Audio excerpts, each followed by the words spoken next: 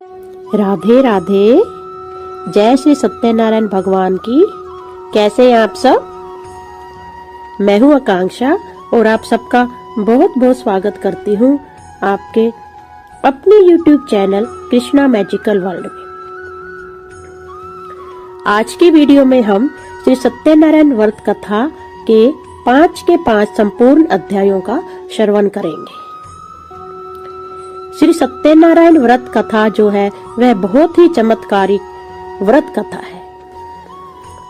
आप इस चमत्कारी व्रत कथा का आयोजन किसी भी पूर्णिमा को, द्वादशी को, एकादशी को या जो भी आप अपना मनोवांछित कार्य भगवान को सुपुर्द करते हैं, उस कार्य के संपन्न होने पर आप इस अद्भुत कथा का आयोजन अपने बंधु बांधवों के साथ मिलकर अपने घर में बड़ी धूमधाम के साथ कर सकते हैं। हमें जब ये सत्यनारायण कथा का आयोजन अपने घर करते हैं तो इनके जो भोग प्रसाद में पंजीरी का होना अति आवश्यक है। एक पंजीरी और एक जो चरणामृत जो बनता है, इन दोनों का भोग अति आवश्यक है। इसके अलावा आप केले रख सकते हैं, 5 तरह के फल रख सकते हैं। आप चाहे खीर, पूड़ी, जो भी आपकी श्रद्धा हो, आप वह भोग प्रसाद रख सकते हैं। ये बहुत ही चमत्कारी व्रत है। जब भी आपके किसी पुत्र या पुत्री का विवाह हो, आप उसकी विवाह से पूर्व भी इस कथा का आयोजन कर सकते हैं और श्री सत्यनारायण जी से प्रार्थना कर सकते हैं कि विवाह जो है वह बहुत ही धूमधाम के साथ और निर्विघ्न संपन्न हो आपके पुत्र या पुत्री का। चलिए अब कथा श्रवण करते हैं। ओम गण गणपते नमः। श्री सत्यनारायण व्रत कथा, पहला अध्याय। एक समय नैमिषारण्य तीर्थ में शौनकादि 88,000 ऋषियों ने श्री सूत जी से पूछा, ए प्रभु, इस कलयुग में वेद विद्या रहित मनुष्यों को प्रभु भक्ति किस प्रकार मिलेगी तथा उनका उद्धार कैसे होगा? इसलिए हे मुनि श्रेष्ठ, कोई ऐसा तप कहिए जिससे थोड़े समय में पुण्य प्राप्त होवे तथा मनवांछित फल मिले। ऐसी कोई अद्भुत कथा सुनने की हमारी तीव्र इच्छा है। तब सर्वशास्त्र ज्ञाता श्री सूत जी बोले, हे वैष्णवों, हे पूज्य, आप सबने प्राणियों के हित की बात पूछी है। अब मैं इस श्रेष्ठ व्रत को आप लोगों से कहूंगा, जिस व्रत को नारद जी ने लक्ष्मी नारायण से पूछा था और लक्ष्मीपति ने मुनि श्रेष्ठ नारद जी से वह व्रत कहा था। सो ध्यान से सुनो। एक समय योगी राज नारद जी दूसरों के हित की इच्छा से अनेक लोकों में घूमते हुए मृत्यु लोक में आ पहुंचे। यहाँ अनेक योनियों में जन्मे हुए प्राय सभी मनुष्यों को अपने कर्मों द्वारा अनेकों दुखों से पीड़ित देखकर नारद जी ने सोचा, किस यत्न के करने से निश्चय ही इन मनुष्यों के दुखों का नाश हो। ऐसा मन में सोचकर विष्णु लोक को नारद जी प्रस्थान कर जाते हैं।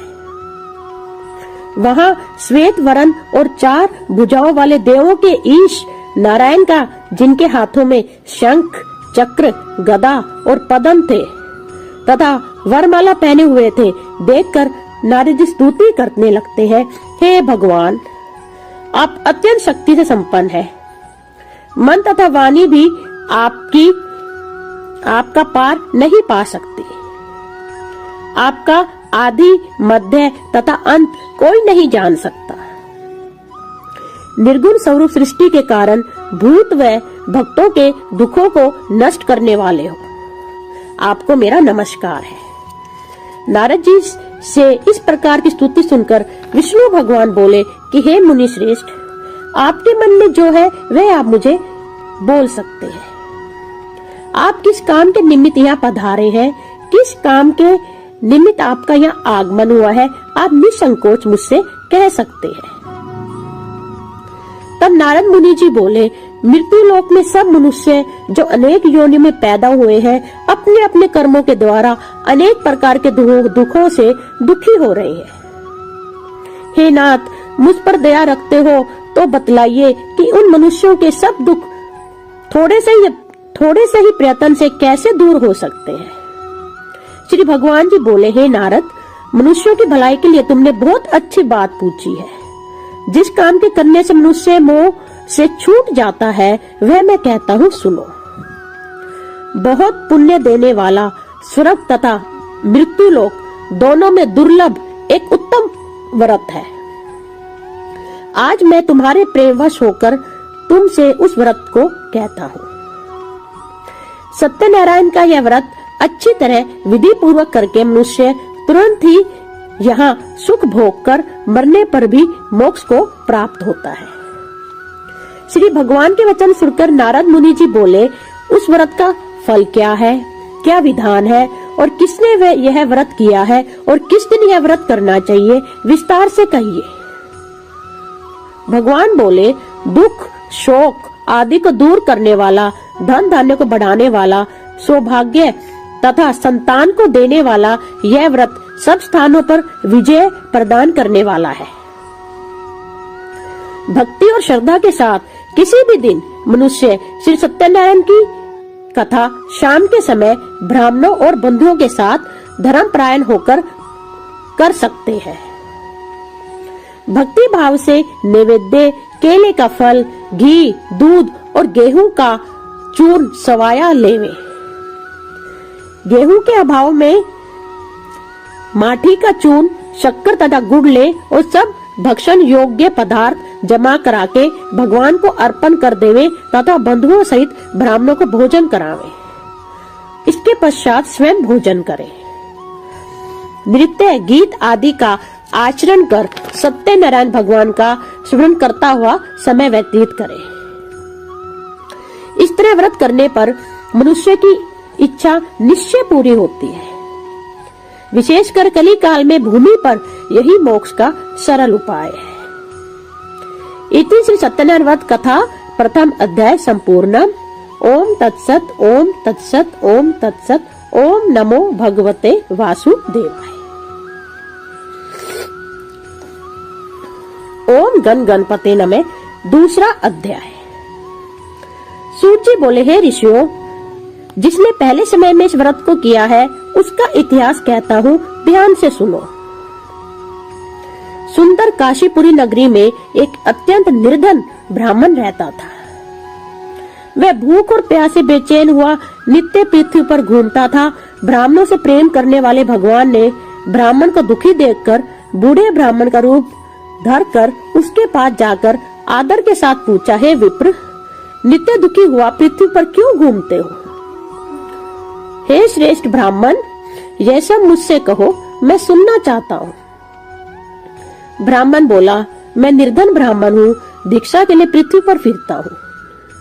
हे भगवान, यदि आप इसका उपाय जानते हो तो कृपा कर कहो।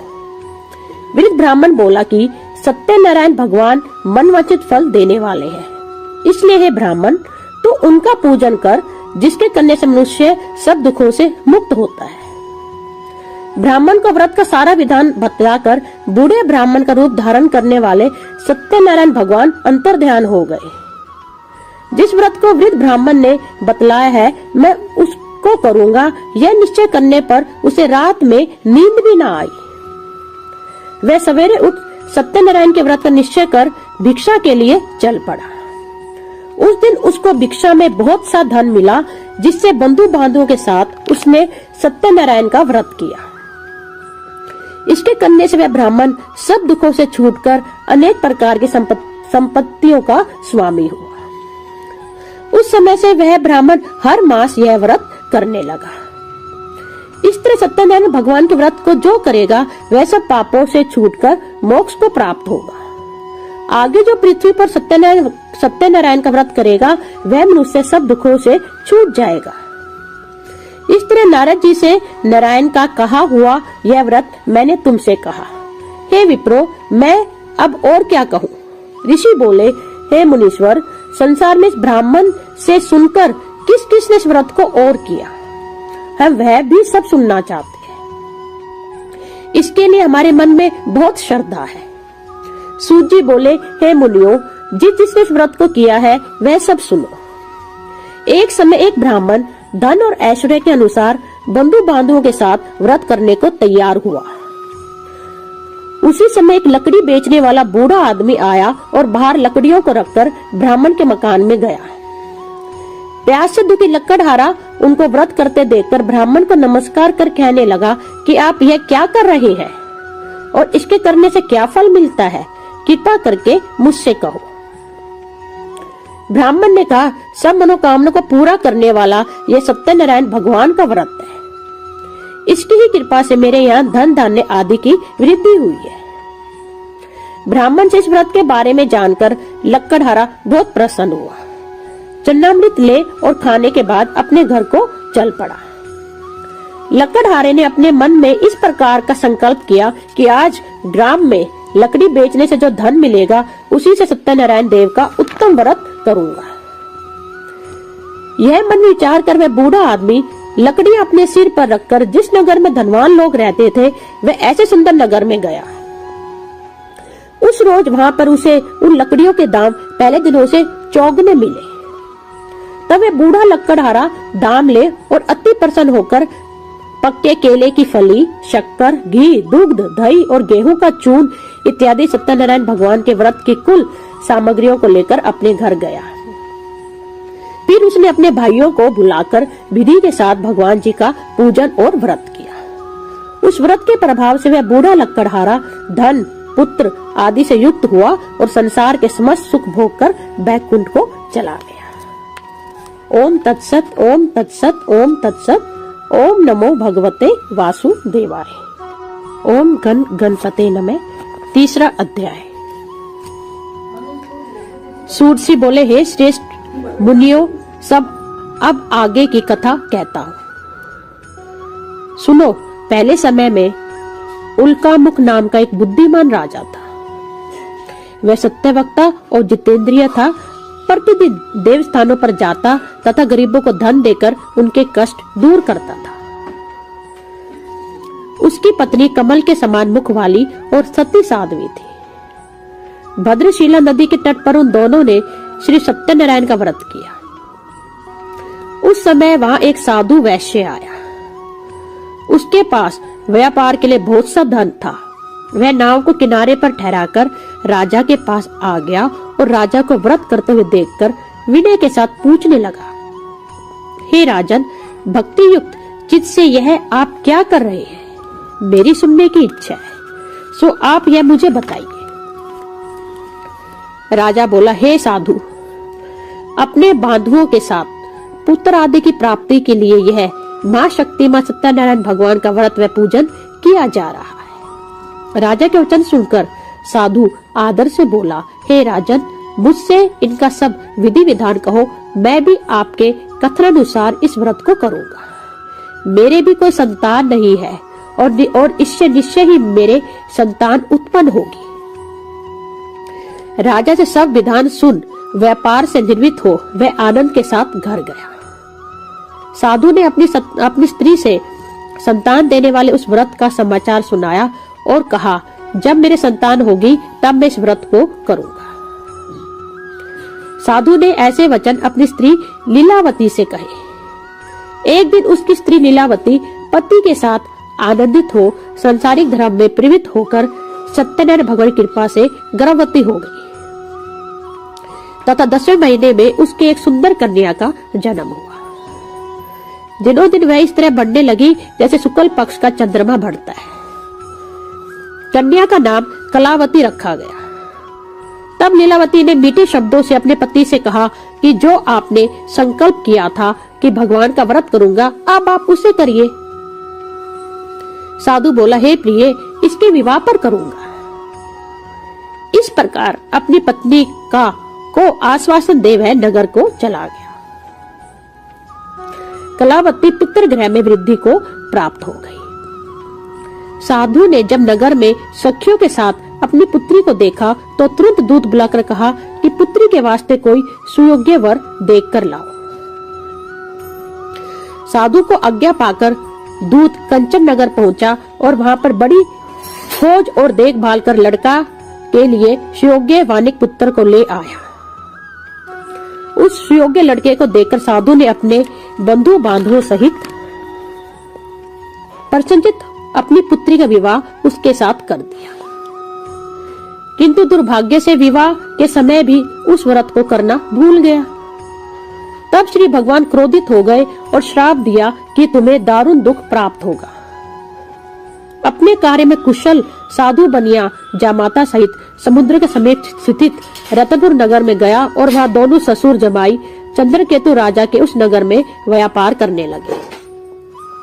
एक रोज भगवान सत्यनारायण की माया से प्रेरित कोई चोर राजा का धन चुराकर भागा जा रहा था, किंतु राजा के दूतों को आता देखकर चोर ने घबराकर भागते हुए राजा के धन को वहीं चुपचाप रख दिया जहां वो ससुर जमाई ठहरे हुए थे।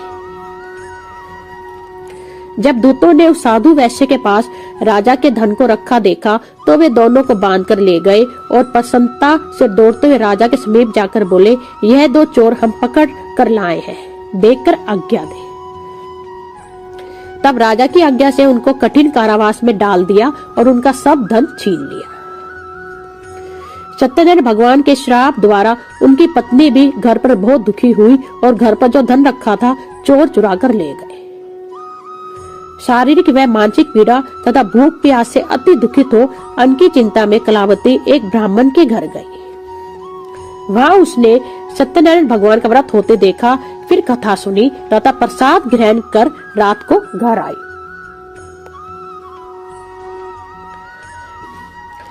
माता ने कलावती से कहा, हे पुत्री, अब तक कहाँ रही, वह तेरे मन में क्या है? कलावती बोली, हे माता, मैंने एक ब्राह्मण के घर श्री सत्यनारायण भगवान का व्रत देखा है। कन्या के वचन सुनकर लीलावती भगवान के पूजन की तैयारी करने लगी। लीलावती ने परिवार और बंधुओं सहित श्री सत्यनारायण भगवान का पूजन किया और वर मांगा कि मेरे पति और दामाद शीघ्र आ जावे। साथ ही प्रार्थना की कि हम सबका अपराध क्षमा करो। सत्यनारायण भगवान इस व्रत से संतुष्ट हो गए और राजा चंद्रकेतु को स्वप्न में दर्शन देकर कहा, हे राजन, दोनों वैश्यों को प्रात ही छोड़ दो और उनका सब धन जो तुमने ग्रहण किया है वह दे दो, नहीं तो मैं तेरा धन, राज्य, पुत्र आदि सब नष्ट कर दूंगा। राजा से यह वचन कहकर भगवान अंतर्ध्यान हो गए। प्रातःकाल राजा चंद्रकेतु ने सभा में अपना स्वप्न सुनाया। फिर दोनों वानिक पुत्रों को कैद से मुक्त कर सभा में बुलाया। दोनों ने आते ही राजा को नमस्कार किया। राजा मीठे वचनों से बोला, हे महानुभाव, भावी वर्ष ऐसा कठिन दुख प्राप्त हुआ है, अब तुम्हें कोई भय नहीं। ऐसा कह के राजा ने उनको नए नए वस्त्र आभूषण पहनाए तथा उनका जितना धन लिया उससे दुगना धन देकर आदर सहित विदा किया। दोनों वैश्य अपने घर को चल दिए। ओम तत्सत, ओम तत्सत, ओम तत्सत। आज श्री सत्यनारायण व्रत कथा चौथा अध्याय। सूर्य बोले, वैश्य ने मंगलाचार करके यात्रा आरंभ की और अपने नगर को चला।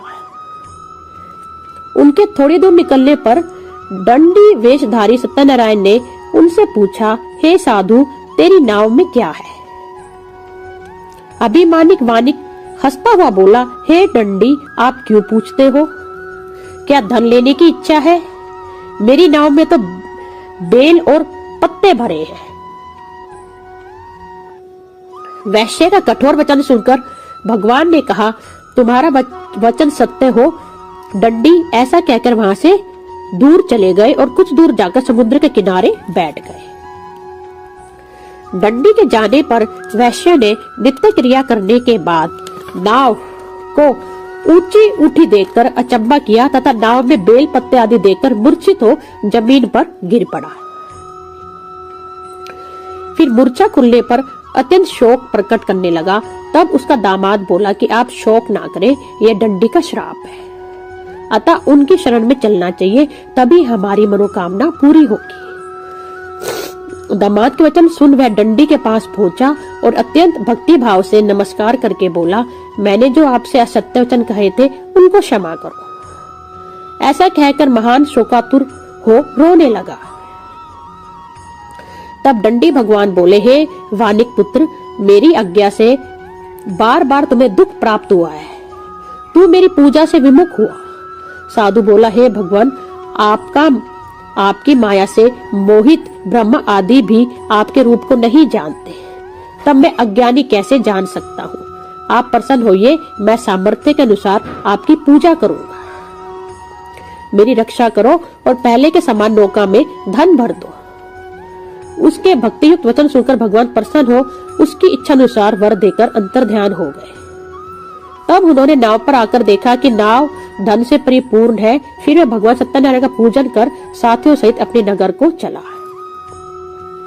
जब अपने नगर के निकट पहुंचा तब दूत को घर भेजा। दूत ने साधु के घर जा उसकी स्त्री को नमस्कार कर कहा कि साधु अपने दामाद सहित इस नगर के समीप आ गए हैं। ऐसा वचन सुन साधु की स्त्री ने बड़े हर्ष के साथ सत्यदेव का पूजन कर पुत्री से कहा, मैं अपने पति के दर्शन को जाती हूँ, तू कार्य पूर्ण कर शीघ्र आ। माता के ऐसे वचन सुनकर कलावती प्रसाद छोड़कर पति के पास गई। प्रसाद की अवज्ञा के कारण सत्यदेव ने रुष्ट हो उसके पति को नाव सहित पानी में डुबो दिया। कलावती अपने पति को न देखकर रोती हुई जमीन पर गिर गई। इस तरह नौका को डूबा हुआ तथा कन्या को रोता देख साधु दुखित हो बोला, हे प्रभु, मुझसे या मेरे परिवार से जो भूल हुई है उसे क्षमा करो। उसके दीन वचन सुनकर सत्यदेव प्रसन्न हो गए और आकाशवाणी हुई, हे साधु, तेरी कन्या मेरे प्रसाद को छोड़कर आई है, इसलिए इसका पति अदृश्य हुआ है। यदि वह घर जाकर प्रसाद खाकर लौटे तो इसे पति अवश्य मिलेगा। ऐसी आकाशवाणी सुनकर कलावती ने घर पहुंचकर प्रसाद खाया, फिर आकर पति के दर्शन किए। तत्पश्चात साधु ने बंधु बांधव सहित सत्यदेव का विधि पूर्वक पूजन किया।